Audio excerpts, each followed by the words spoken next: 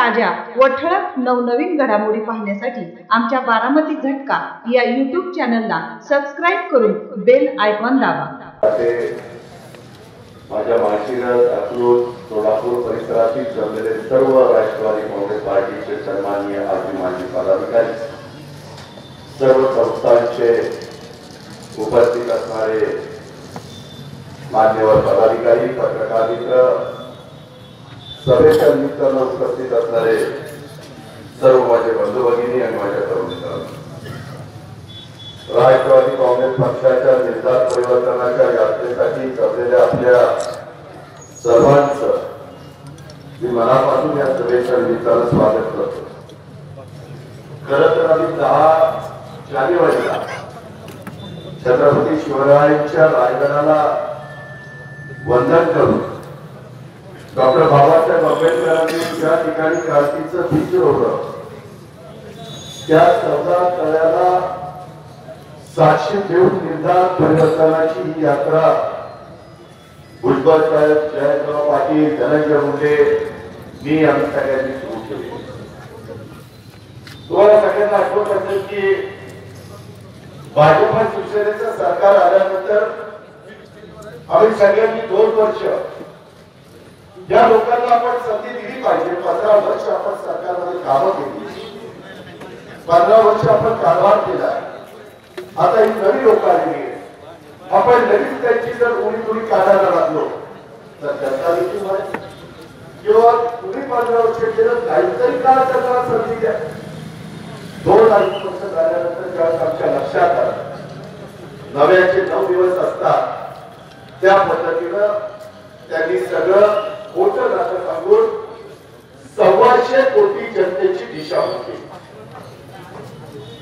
आज एक देखील नरेंद्र मोदी साहेबांनी पंतप्रधान पद घोषवण्याच्या आधी ज्या ज्या घोषणा केल्या त्याच्यात एक देखील घोषणा त्यांना पूर्णपणे घेता आलेली नाही।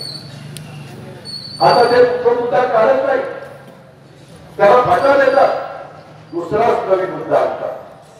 तीच गोष्ट देवेंद्र फडणवीस साहेबांची माझ्याच बारामतीच्या परिसरामध्ये येऊन तिथं धनगर समाजाला महाराष्ट्रातल्या त्यांनी आश्वासन दिलं की आमचं सरकारला पहिल्या कॅबिनेटला धनगर समाजाला आरक्षण देतो। धनगर समाजाला आरक्षण देण्याच्या बाबतीमध्ये त्यावेळेस मंत्रिमंडळामध्ये आदरणीय पवार साहेब असतील, विजयसिंह मोठे पाटील साहेब असतील, छगन भुजबळ साहेब असतील, पदमसिंह पाटील असतील, मधुकरराव पिचड असतील, विलासराव देशमुख असतील, अनेकांनी एनटी मध्ये जे राज्य सरकारच्या हातात होतं शिवाजीराव बापू शेळकेंना विश्वासात घेऊन ते आरक्षण दिलं। त्या आरक्षणाचा एक फायदा झाला, काही आपली धनगर समाजाचे एनटी मध्ये गेल्यानंतर अनेकांना शिक्षणाच्या बाबतीत सवलती मिळाल्या, परंतु नंतर धनगड आणि धनगर हे अक्षराची मिस्टेक आहे असं या ठिकाणी सांगून काही लोकांनी त्याबद्दल आवाज उठवण्याचं काम केलं। मग त्याच्यामध्ये मानव जातकर असते, त्याच्यामध्ये इतर राजकीय नेते असतील, पाठीमागच्या काळामध्ये राष्ट्रवादी काँग्रेस पार्टीने जो जाहीरनामा दिलेला होता तो जाहीरनाम्यामध्ये दिलेल्या संदर्भातला विषय घेतलेला होता। आम्ही मंत्रिमंडळामध्ये असताना ठराव केला,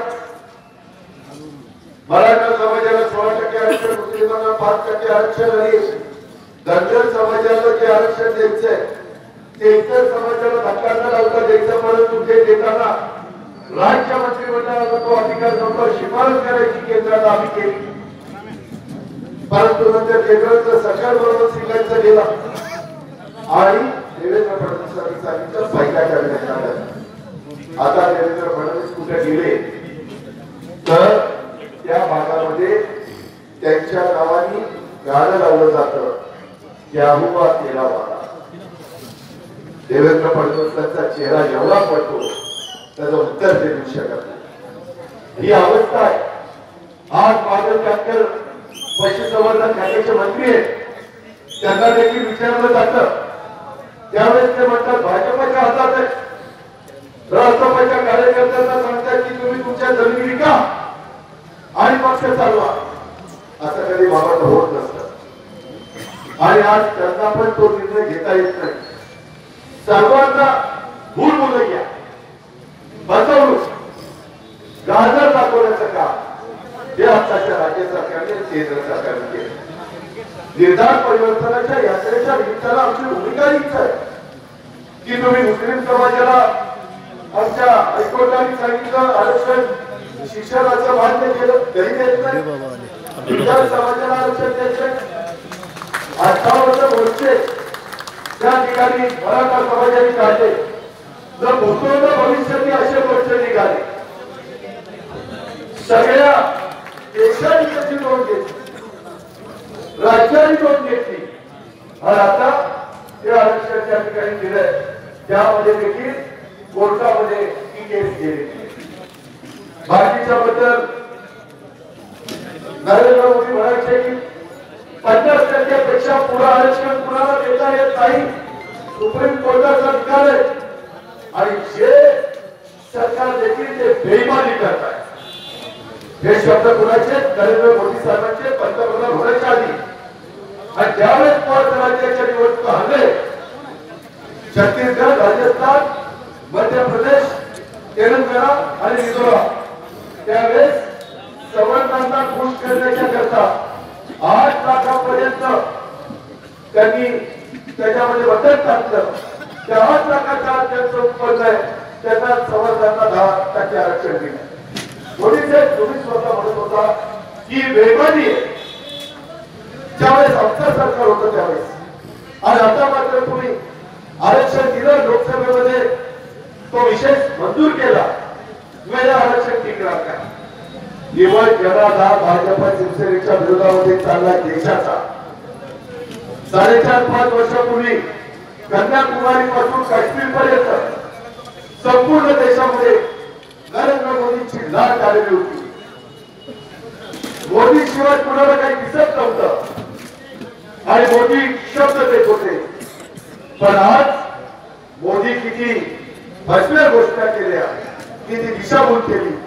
याच मोदी साहेबांनी आपल्याला निवडणुकीच्या आधी सांगितलं की माझं सरकार आल्यानंतर पहिल्यांदा मी कोणता निर्णय घेणार तर संपूर्ण भारतातल्या शेतकऱ्यांची कर्जमाफी करणार। आणि मी निर्णय घेणार असं दादा त्यांनी सांगितलं। आजपर्यंत 4.5 वर्ष झाली का निर्णय झाला? 71,000 कोटी रुपयाचा निर्णय पवारसाहेब त्यावेळेस कृषी मंत्री होते, डॉक्टर मनमोहन सिंगजी होते, सोनिया गांधी होत्या, पी चिदंबरम होते, त्यावेळेस घेतला। आम्ही तो अंमलात आणला, त्याचा फायदा तुम्हाला लोकांना झाला। ज्या सरकारने 34,000 कोटीचा 89 लाख शेतकऱ्यांना देण्याचा निर्णय घेतला, नाही मिळालं कर्जमाफी। आज या सभेच्या निमित्तानं एवढा मोठा श्रोतावर इथं बसलाय, अनेक नवीन शेतकरी आहेत। त्या शेतकऱ्यांना मला प्रश्न विचारायचा आहे, भाजपा शिवसेनेच्या सरकारने जी कर्जमाफी दिली त्या कर्जमाफीचा फायदा ज्याला ज्याला झाला त्यांनी हात वर केला। मी महाराष्ट्रात फिरतोय, अनेक ठिकाणी आवाज करतोय, परंतु हात वर होत नाही। पवारसाहेब कृषी मंत्री असताना, युपीएचं सरकार देशात आणि राज्यामध्ये आघाडीचं सरकार असताना त्यावेळेस कर्जमाफी झाली, त्यावेळेस कुणाची कर्जमाफी झाली त्याचे हात वर करा, काही का होईना हात वर होता। याचा अर्थ त्या काळामध्ये खरोखरीच कर्जमाफी झाली, 7-12 कोरा। आज मात्र कर्जमाफी होत नाही। मी माझ्या बारामतीमध्ये पाहिलं, धनंजय त्याच्या परळीमध्ये पाहिलं, आम्ही पुणे जिल्ह्यात पाहिलं, सोलापूर जिल्ह्यात पाहिलं, सगळीकडे अवस्था आहे। निवड दिशाभूल आणि त्यावर जनता वैचारली। माझ्या तरुण तरुणींना आपलं गरजेच्या करता नरेंद्र मोदी साहेबांनी सांगितलं भाजप सरकारने 2 कोटी युवकांना दरवर्षी नोकऱ्या देईल, 5 वर्षात 10 कोटी युवकांना नोकऱ्या। मी ज्या पुणे शहरात आणि जिल्ह्याचा प्रतिनिधित्व करतो, भाषिकच त्या अतुलकरांनो, भाषिकाच्या सगळ्या माझ्या सहकार्यातो त्यामध्ये अनेक इंटरव्ह्यूमध्ये प्रकल्प बंद होत चालले. विजय कोणत्यांना विचारा ते माझ्या जिल्ह्यात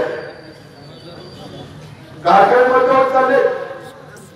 भूमीच्या काळामध्ये ज्यांना नोकऱ्या मिळाल्या होत्या त्यांच्या नोकऱ्या चालल्या.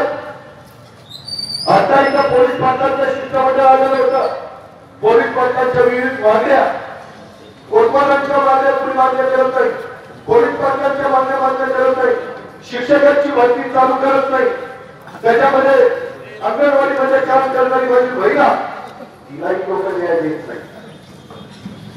कुणालाच मदत करण्याची भूमिका मध्ये देशचा संपर्क चाललेला होता. त्यांना तर तिथे गोष्ट काही देत नाही. ही अवस्था आहे. कुणी मुख्यमंत्री लक्ष घालत नाही. त्यांच्या बदलवरचे लक्ष घालत नाही. आणि मागच्या दोन्ही मुलांना नोकरी मिळण्याचा बाजू लागत आहे. आज राज्य सरकारमध्ये 2 लाख जागा रिक्त आहे. पोलीस खातं, महसूल खातं, आरोग्य खातं, त्याच्यामध्ये जलसंपदा खातं, ऊर्जा खातं, जलसंधारण खातं, किती खाते, ग्रामविकास खातं. आज तुम्ही विचारा तुमच्या माझ्या सोलापूर पुणे जिल्हा परिषदेमध्ये, सातारा जिल्हा परिषदेमध्ये किती जागा रिक्त आहेत, भरल्या जात नाहीत. आता मी इंदापूरचा एक कार्यक्रम करून आलो. तिथं मला जिल्हा परिषदेचे अध्यक्ष नाना देवकाते आणि सूरज मांढरे आमचे सीओ भेटले.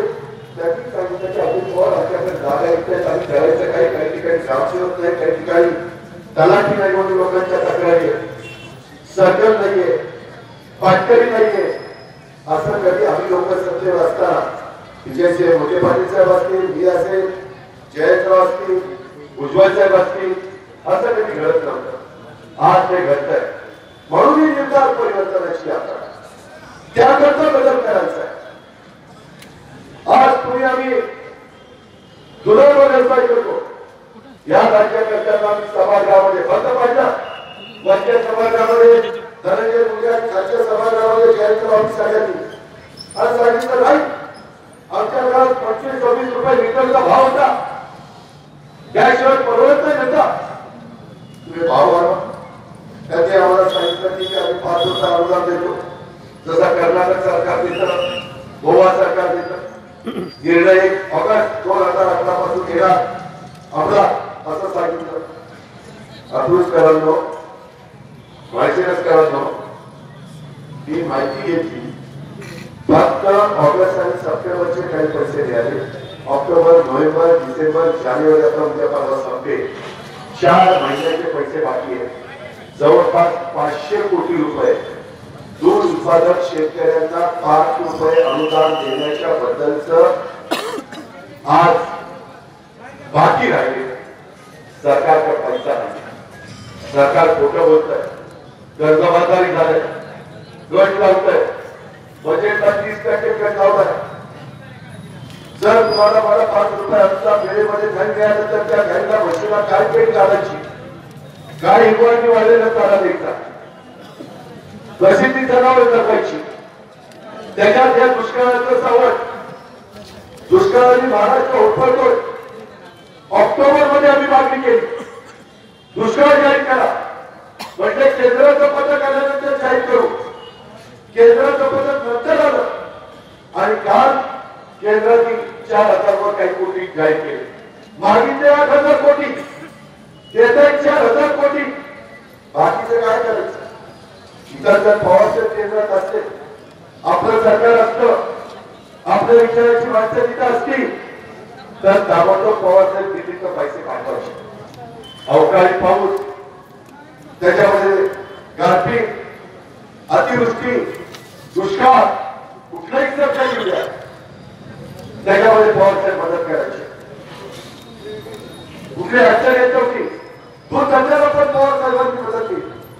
आम्ही मुख्यमंत्र्यांना विचारतो, भाजप जानकरांना विचारतो, आणि काय झालं पैशाचं?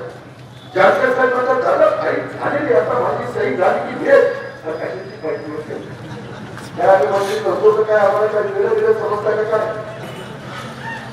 काही वर सही काही नाही, वेळ मारून देतात, काही देत नाही. त्या पद्धतीची अवस्था आहे. मी जिथे त्यांना सांगतो की जानकर साहेब बरोबर नाही. तुम्ही ज्या पद्धतीने पद्धतीने शेतकऱ्यांची वागतायत.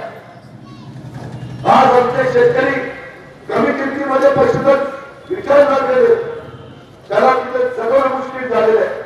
चारा डेपो सुरू करा म्हणजे करायचं. आजपर्यंत चारा डेपो सुरू केलेले नाही, जनावरांच्या छावण्या सुरू केलेल्या नाहीये, मनरेगाची कामं नाहीये, जुनी रोजगार हमी योजना दुष्काळ घटेपर्यंत चालू करा ही करत नाही. टँकर चालू करायला तहसीलदार अधिकारी द्या, तो देत नाहीये. अरे काय सरकार का भिकार आहे? गरज आहे काय? शेवटी तिथला माणूस जर अडचणीत आला तर तिथं बसून काय उपाय आहे? केंद्रामध्ये जाऊन नरेंद्र मोदी साहेबांना सांगायला पाहिजे होतं, देवेंद्र फडणवीस साहेबांनी, की मोदी साहेब दुष्काळाचे हालत फार वाईट आहे, समस्या फार बिकट आहे, तुम्ही आम्ही 8,000 कोटी मागितले, सर्वच्या सर्व द्या, तर तुमचे पैसे आणि राज्याचे पैसे असं मिळून कुठेतरी आम्ही जनतेला मदत करण्याची भूमिका केली. पण नाही केली. ही शोकांची काय त्याकरता निर्धार परिवर्तनाची आता ही गोष्ट आपण लक्षात घ्या. आज बेरोजगारी वाढते, ती न वाढण्याच्या करता, त्यांना रोजगार मिळण्याच्या करता ही निर्धार परिवर्तनाची आता. तुम्ही मला सांगा, त्यांच्या सरकार आल्यापासून माझ्या सोलापूर जिल्ह्यात, माझ्या नागोरबाग तालुका, माझा माळशिरस तालुका, आपला माळा तालुका, करमाळा तालुका, पंढरपूर तालुका, मंगळवेढा तालुका, कुठल्या तालुक्यामध्ये नवीन एखादा कारखाना आला आणि त्याच्यातनं माझ्या सोलापूर मधल्या तरुण तरुणींना रोजगार मिळाला. माझ्या पुणे जिल्ह्यात आम्ही आमच्या काळात एवढे कारखाने आणायचो. त्यावेळेस विष्णुकुमार शिंदे आम्ही सगळ्यांनी मिळून, दादांनी आम्ही मिळून 1,000 मेगावॅटचा वीज निर्मितीचा प्रकल्प आणला. त्यावेळेस मी पाण्याच्या करता त्यांना परवानगी दिली. वेगवेगळे उद्योगपती आले गुंतवणूक करण्याच्या करता, तर पवारसाहेब त्यांच्याशी चर्चा करायचे. विलासराव विष्णू, अशोकराव चव्हाण, विजयसिंह मोठे पाटील, शरद भुजबळ, आर पाटील, आम्ही सगळे चर्चा करायचो आणि काय पद्धती देता येईल, काय केल्यानंतर त्याची गुंतवणूक महाराष्ट्रामध्ये होईल. आज तुम्ही पाहत नाही, आमचे कामगार तर मध्ये 2 दिवस संपवून गेले, त्यांच्या नोकऱ्या जात आहेत. पण भाजप शिवसेना सध्या लक्ष देत नाही. महत्वाचे मुद्दे बाजूला ठेवायचे. आज एफआरपी माझ्या शेतकऱ्यांना मिळत नाहीये.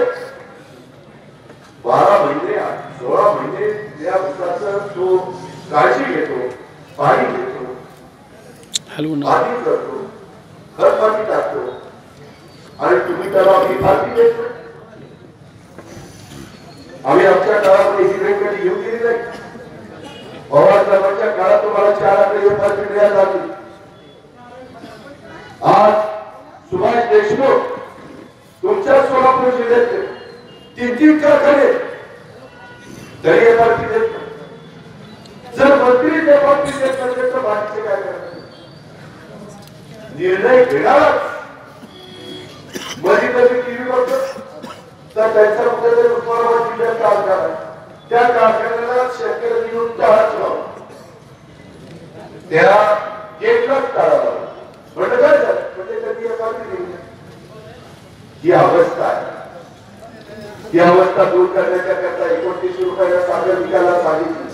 आमचं म्हणणं होतं की आमच्या भारतातल्या ऊस उत्पादक शेतकऱ्यांना चांगला दर मिळण्याच्या करता 3400 रुपयाची साखर विकायला परवानगी द्या. महागाईच्या सगळीच तुमच्या काळात वाढली, पेट्रोल वाढलंय, डिझेल वाढलंय. माझ्या महिलांच्या बसल्या, त्यांना विचारा युपीएच्या काळामध्ये गॅस सिलेंडर 350 रुपयाला होतो की नाही? आता काय म्हणलं तेव्हा 900 रुपये बरोबर आहे. आता कसं वाटतंय, काय वाटतंय ही अवस्था? 900 रुपयाला गॅस सिलेंडर, त्या माझ्या भगिनीला कुटुंबात चालवायचं कसं? महिन्याचं घरी तिनं बांधायचं कसं? मी महाराष्ट्रात फिरत असताना सांगतोय की बाबा विजय दादा, विजयराव कोणते, धनंजय, रणजित बापू आम्ही आम्हाला गॅस सिलेंडरची